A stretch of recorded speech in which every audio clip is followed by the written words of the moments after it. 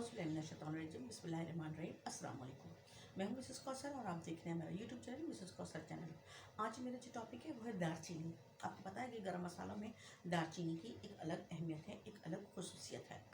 दालचीनी की एक तो खुशबू भी बहुत अच्छी होती है, दूसरे इससे जो है वो दालचीनी के पत्ते सुफूफ या जशांदे की शक्ल में भी इस्तेमाल किए जाते हैं।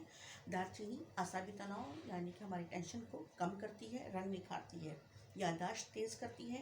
इन तमाम बातों के लिए रोज़ाना रात को चुटकी भर दालचीनी का सुफूफ शहद के साथ खाया जाए तो जादुई नताइज निकलते हैं।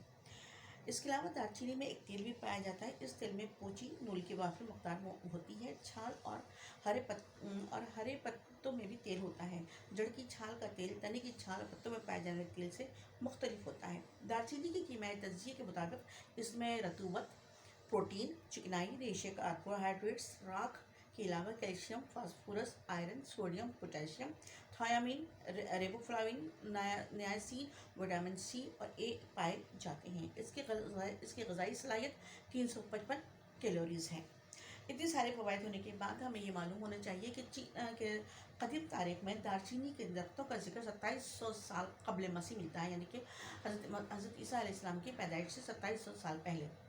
चीनी इसकी छाल को दवा के तौर पर भी इस्तेमाल करते थे। रोमन भी इसकी तिब्बी फ़ायदे को खूब जानते थे। इसके अलावा बरसग़ीर के 8वीं सदी के वैद और हकीम भी इसकी शफाबख्श सलाहियतों से इस्तिफ़ादा हासिल करते थे। दालचीनी का कदीम तरीन तज़किरा यहूदियों के मुक़द्दस किताब तौरात में मिलता है।